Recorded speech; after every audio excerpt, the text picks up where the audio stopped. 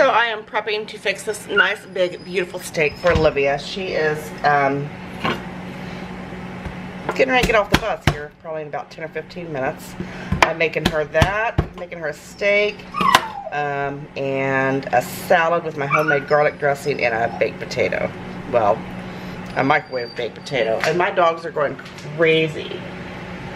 I swear it looked like there was a badger out there, but it wasn't a badger. It was a possum in the middle of the day. That's weird, but they're not going out there and scaring it. It looked like it was trying to find some food. And you know what they usually say, the ones that are nocturnal, if they're out during the day, they're probably sick. So, and they're not going out there. I don't care how mad they get. I'm gonna fry the steak up in some nice hot little tiny bit of bacon grease. Oh my god, that is the best steaks ever. Put some garlic, fresh garlic, and a little bit of my signature blend seasoning, and it's gonna be perfect. I'm gonna add a little bit of garlic salt onto it.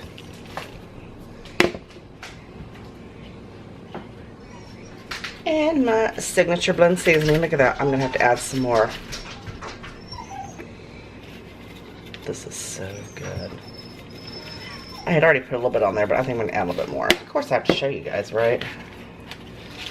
So good.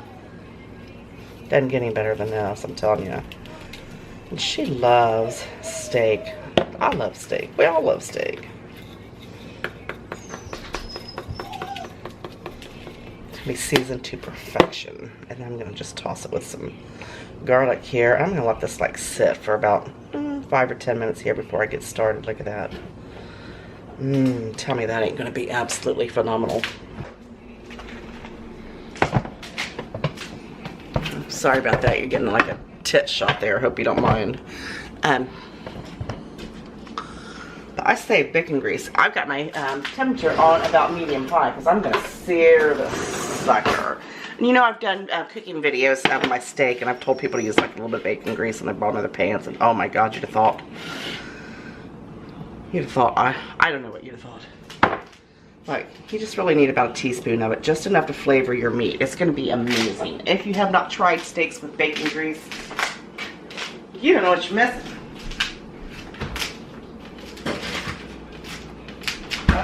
Stuff. I have been cleaning all day, waiting for Olivia to get home. I'm going to finish my laundry.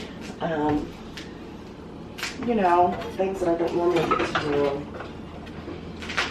Got a chicken pot pie recipe coming at you. I don't know. I'd probably be up by the time this vlog is up. Who knows? I'll show you my steak when it's done. Very yummy. I've got it in the pan. I put it garlic side down first because all that garlic is going to infuse in there. Get that bacon grease going around there. I want you to look how thick that steak is.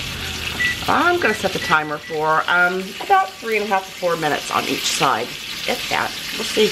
Bit of good to throw shade. Look at that pretty steak. Look how beautiful that is. What I like to do is tin it with some foil. Actually cover it, not tin it. After I bring it out of the pan, I gotta have by that garlic. Oh my goodness, I love that garlic. Oh, tastes so good. So look at that poor little baby potato. Look at that. That's the biggest one I had too. Just want to show you what I got going on here for her. Got butter on it. I went ahead and put some salt on it. I'm gonna add some sour cream. I forget what I was saying. What was I saying? Gotta stir it up. Oh, you cover it with foil for about 10 or 15 minutes. That allows the juices to redistribute. Look at that. Look how delicious that looks. And we're gonna hit it with some black pepper. Remind me next time I go to the store to get some black pepper live and some more salt. Look at that. Look at that beautiful little meal. Look how pretty that is. Oh my gosh. And then she also wanted a little salad. Look at that. She just likes cucumbers in hers. You know, I like everything. Tomatoes, onions. Oh, she wants croutons. Oh my gosh. Instant heartburn. Here's croutons. Live. Instant heartburn from that piece of garlic. Instant. Girl, there's vanilla wafers up there. We could have made some banana pudding with those bananas. We ate them. She wants some croutons too. I'm hungry.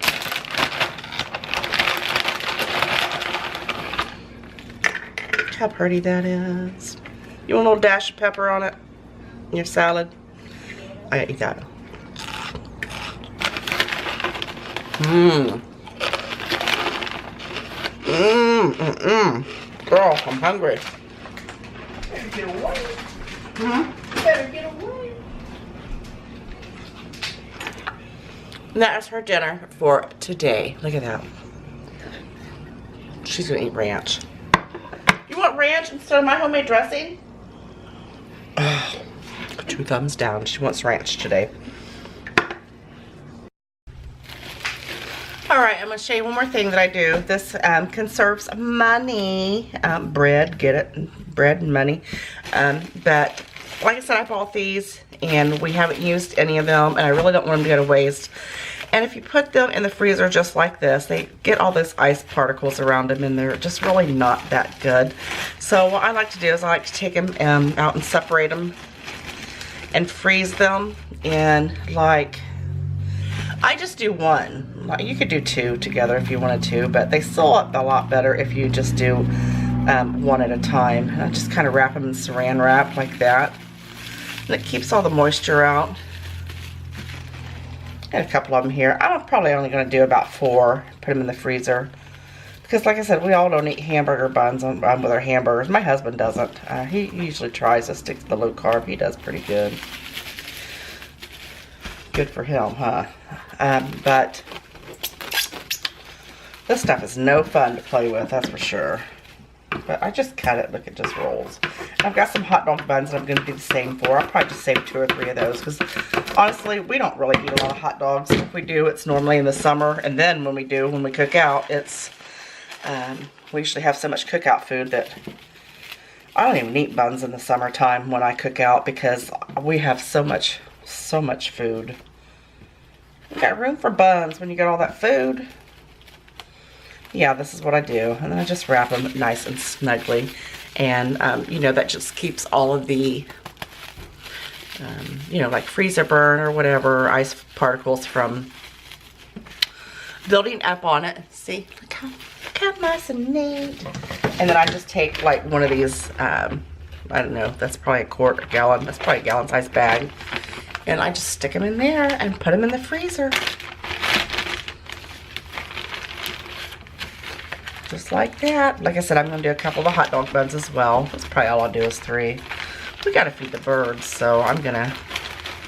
It's cold out there. They can't find nothing when it's this cold out. You know, you gotta think of that. You got to feed all your little furry friends, feathered friends. And then I just kind of mash the air out of it, seal it, and then it just goes straight in there like that. And then there you've got some hot dog buns, and they're perfect, just as fresh, just as you bought them. So that is my little quick tip for today. What you doing, baby? I think I'm going to end this video here. So I hope you enjoyed watching this vlog. That steak was absolutely amazing. I wish I would have sliced it with you guys watching it. It was just like, it's like slicing through butter, and it was like a medium. That's perfect just for the way I like it. And, you know, a good point, like I said, a good tip is to, when you do meats like that, and pork chops too, if you want to put some foil around them. They're arguing over a frozen toy that they just brought in from outside. Stiffer than a board. Actually, I think it's somebody's sock they took out there. But when you know, put your foil over your meat like that and allow it to rest. Roast any type of meat. You gotta let your meat rest. that it just makes all the flavors just come together so perfectly and all the juices redistribute, and it's absolutely amazing. So I hope you enjoyed this vlog. Give me a thumbs up, subscribe, and be sure to give me a comment on the channel. I love hearing from you guys, and you know I love you all so very much, and I'll see you on the next one. Bye.